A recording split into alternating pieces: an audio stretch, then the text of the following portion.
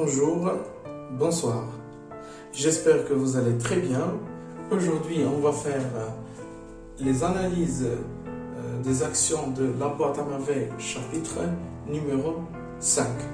Donc, comme vous voyez, on commence par la première action qui est l'absence de la mère qui est sortie voir la Laïcha, la vente des bijoux.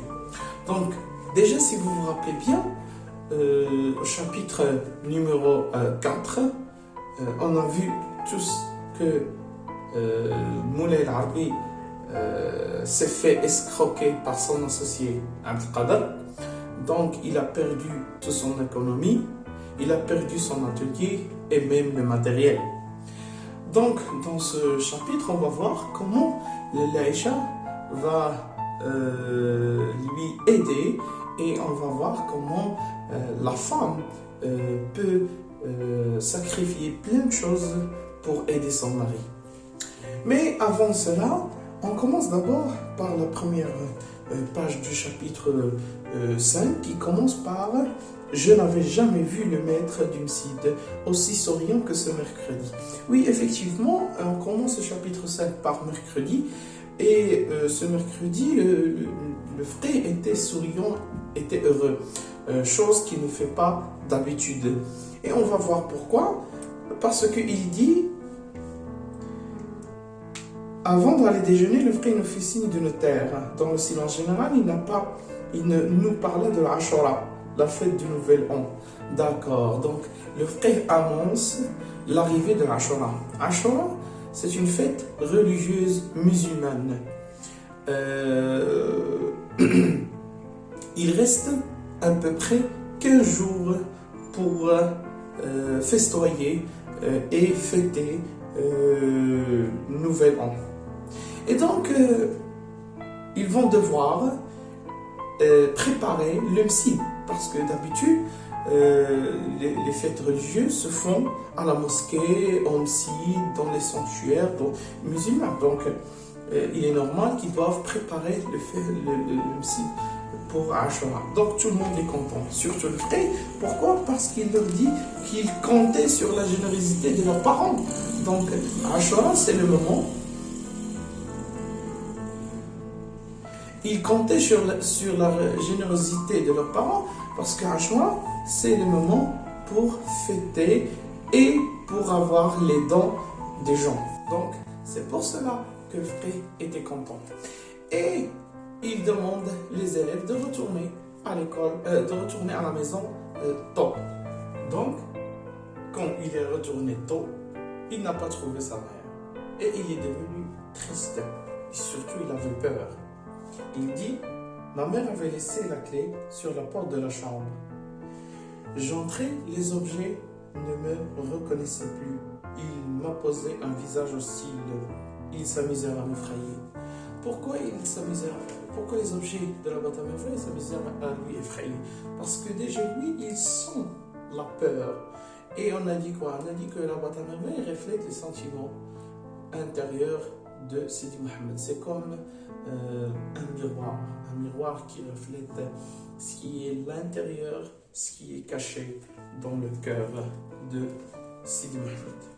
Mais quand il est retourné, la pièce reprit son aspect de tous les jours. Un rayon de soleil anima les mosaïques décolorées. Donc, alors, quand elle est retournée, on constate qu'elle est partie voir de Laïcha. Et elle a dit à ses voisines, tout en leur demandant de garder le secret. Alors, quel secret? C'est la vente des bijoux. Effectivement, Laïcha a vendu les bijoux, a vendu même tous ses biens, les couvertures, les meubles de la maison, juste pour sauver son mari. On passe maintenant à action numéro 2, la mort de Sidi Mohammed bin Taha, page 83. Ici, page 83, des femmes ont entendu des cris. Qui est mort? Qui est mort? Une vieille négresse qui annonça la nouvelle. Je sais qui est mort, répéta plusieurs reprises. La vieille esclave. Sidi Mohamed Ben Taha, le coiffeur, il était malade depuis 2 mois. Ici, alors, Dar Chouafa avait un voisin qui s'appelait Sidi Mohamed Ben Taha. Et c'était un coiffeur. Et qu'il avait une très bonne réputation. Tout le monde l'aimait. Même Sidi Mohamed l'aimait.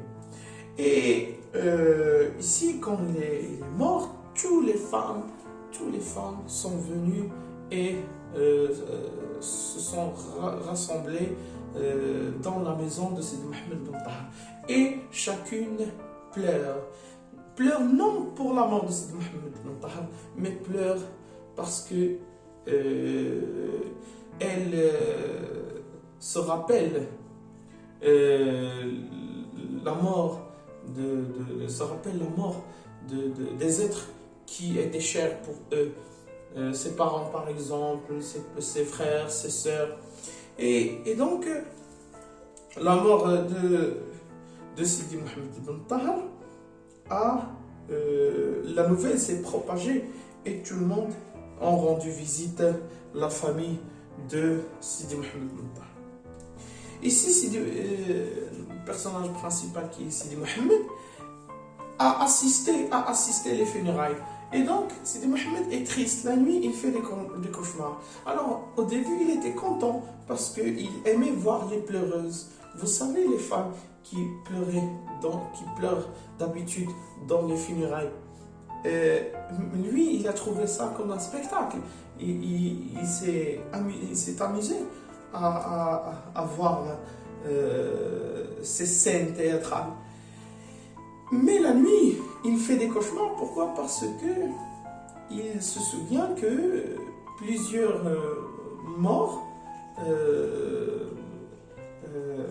quand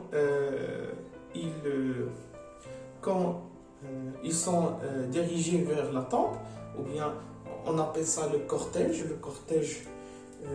les musulmans qui emmènent le cercueil ou bien le cercueil du décédé, on l'emmène à la tombe. Et donc il y en a qui n'ont pas des familles, il y en a qui n'ont pas les amis, qui sont inconnus et que personne ne l'accompagne vers la tombe. Ce qui rend triste Sidi Mohamed. Pourquoi il est triste? Parce que il se croit lui-même que quand il va mourir, personne ne va l'accompagner jusqu'à la tombe. Et cela rend Sidi Mohamed très très triste. Et donc il fait, et pour soulager sa peine, donc le père décide de lui raconter une histoire. Alors, mon père à qui, page 88, mon père à qui j'avais fait part de mon impression, trouvait cette histoire pour me consoler.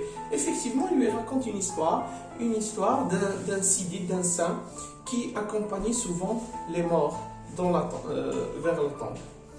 Mais un jour, il n'a pas accompagné un mendiant qui était mort. Les gens ont dit, puisque c'est un mendiant, il ne lui est pas accompagné, parce qu'il n'accompagne que les riches vers leur tombe. Alors lui, il leur a répondu en disant que ce mendiant était accompagné par les anges. Donc, pour dire quoi? Pour dire que Sidi Mohamed, que les apparences sont trompeuses. Que les apparences sont trompeuses. Il ne faut pas se sentir triste. Mais la nuit, il commence à pleurer et à crier. Page 81. Pardon, page 91. Non, je ne voulais pas mourir. Je ne veux pas mourir. Criai-je en me dressant dans mon lit. Je ne veux pas mourir. Donc, j'imaginais, parce que lui, il imaginait le cortège. Le cortège de qui? De lui-même. D'accord? Et après, il s'est endormi. Donc, quatrième action, Sidi Mohamed s'est disputé avec Zineb car son chat lui a volé son chaînette. Page 96. Donc,